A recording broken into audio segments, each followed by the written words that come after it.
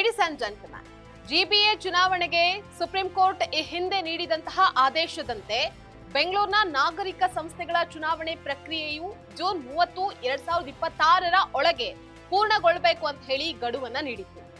ಆದ್ರೆ ಈಗಿನ ಪರಿಸ್ಥಿತಿಯಲ್ಲಿ ಪ್ರಸ್ತುತ ದಿನಾಂಕ ಚುನಾವಣೆ ನಡೆಸೋದು ಕಷ್ಟ ಅಂತ ಹೇಳಿ ರಾಜ್ಯ ಸರ್ಕಾರ ಹೇಳ್ತಾ ಇದೆ. ವೀಕ್ಷಕರೇ, ಇದರ ಕಂಪ್ಲೀಟ್ ಅಪ್ಡೇಟ್ ಏನು ಅಂತ ನೋಡ್ತಾ ಹೋಗೋಣ. ನೆಲ ಜಲ ಭಾಷೆಗಾಗಿ ಪ್ರಾಮಾಣಿಕ ಪತ್ರಿಕೋದ್ಯಮ. ನೀವು ನೋಡ್ತಾ ಇದ್ದೀರಾ ಫೋಕಸ್ ಟಿವಿ. ನಾನು ನಿಶ್ಚಿತಾ.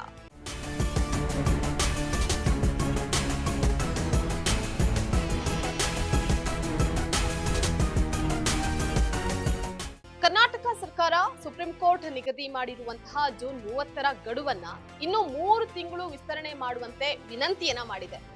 ಇದಕ್ಕೆ ಕರ್ನಾಟಕ ಸರ್ಕಾರ ನೀಡಿರುವಂತಹ ಕಾರಣಗಳನ್ನ ನೋಡೋದಾದ್ರೆ, ಪ್ರಸ್ತುತ ರಾಷ್ಟ್ರೀಯ ಜನಗಣತಿ ನಡೀತಾ ಇದೆ. ಇದರಿಂದ ಸಿಬ್ಬಂದಿಗಳು ಜನಗಣತಿ ಕಾರ್ಯದಲ್ಲಿ ತೊಡಕೊಂಡಿರೋದ್ರಿಂದ ಸಿಬ್ಬಂದಿಗಳ ಕೊರತೆ ಇದೆ ಅಂತ ಹೇಳಿ ಕರ್ನಾಟಕ ರಾಜ್ಯ ಸರ್ಕಾರ ತಿಳಿಸಿದೆ. ಎಸ್ಎಸ್ಎಲ್ಸಿ ಹಾಗೆ ಪಿಯುಸಿ ವಿದ್ಯಾರ್ಥಿಗಳ ಮರು ಪರೀಕ್ಷೆಯು ಮೇ ಮತ್ತು ಜೂನ್ ತಿಂಗಳಲ್ಲಿ ನಡೆಯೋದ್ರಿಂದ ಶಿಕ್ಷಕರು ಮತ್ತು ಸರ್ಕಾರಿ ಸಿಬ್ಬಂದಿ ಚುನಾವಣಾ ಕೆಲಸಕ್ಕೆ ಲಭ್ಯ ಇರೋದಿಲ್ಲ. ಹಾಗೆ ಸರ್ಕಾರವು ಬಿಬಿಎಂಪಿಯನ್ನ ವಿಭಜಿಸಿ ಗ್ರೇಟರ್ ಬೆಂಗಳೂರು ಅಥಾರಿಟಿ ಅನ್ನುವಂತಹ ಹೊಸ ಆಡಳಿತ ವ್ಯವಸ್ಥೆಯನ್ನ ಜಾರಿಗೆ ತಂದಿದೆ. ಇದರಿಂದ ಬೆಂಗಳೂರಿನಲ್ಲಿ ವಾರ್ಡ್ಗಳ ಸಂಖ್ಯೆ 198ರಿಂದ 369ಕ್ಕೆ ಏರಿಕೆಯಾಗಿದೆ. ಇದರಿಂದ ಪ್ರತಿ ವಾರ್ಡ್ನ ಗಡಿ ಗುರುತಿಸುವಿಕೆ ಹಾಗೆ ನಕ್ಷೆಯನ್ನ ತಯಾರು ಮಾಡೋದಕ್ಕೆ ಹೆಚ್ಚಿನ ಕಾಲಾವಕಾಶ ಬೇಕು ಅಂತ ರಾಜ್ಯ ಸರ್ಕಾರ ಚುನಾವಣಾ ಆಯೋಗಕ್ಕೆ ವಿನಂತಿ ಮಾಡಿದೆ.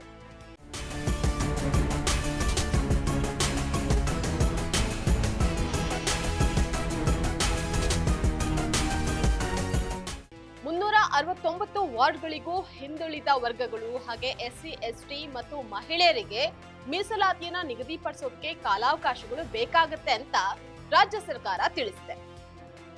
ಸರ್ಕಾರವು ಸಿಬ್ಬಂದಿಗಳ ಕೊರತೆ ಹಾಗೆ ವಾರ್ಡ್ಗಳ ಮರು ಹಂಚಿಕೆಯ ನೆಪದಲ್ಲಿ ಕಾಲಾವಕಾಶವನ್ನ ಕೇಳ್ತಾ ಇದ್ರೆ, ಇನ್ನೊಂದೆಡೆ ಜನಪ್ರತಿನಿಧಿಗಳಿಲ್ಲದೆ ನಗರದ ಅಭಿವೃದ್ಧಿ ಕುಂಠಿತವಾಗ್ತಾ ಇದೆ ಅನ್ನುವಂತಹ ಆತಂಕ ಸಾರ್ವಜನಿಕರಲ್ಲಿದೆ. ಇನ್ನು ಸುಪ್ರೀಂ ಕೋರ್ಟ್ ಜೂನ್ 30ರ ಗಡುವನ್ನ ಕಾಯ್ದುಕೊಳ್ಳುತ್ತಾ ಅಥವಾ ಸರ್ಕಾರದ ಮನವಿಗೆ ಸ್ಪಂದಿಸಿ ಸೆಪ್ಟೆಂಬರ್ ವರೆಗೆ ಸಮಯವನ್ನ ನೀಡುತ್ತಾ ಅನ್ನುವಂತಹದ್ರ ಮೇಲೆ ಗ್ರೇಟರ್ ಬೆಂಗಳೂರು ಅಥಾರಿಟಿಯ ರಾಜಕೀಯ ಭವಿಷ್ಯ ನಿರ್ಧಾರ ಆಗುತ್ತೆ.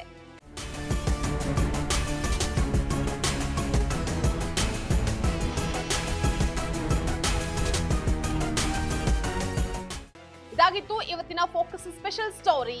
ನೆಲ ಜಲ ಭಾಷೆಗಾಗಿ ನೋಡ್ತಾ ಇರಿ ಫೋಕಸ್.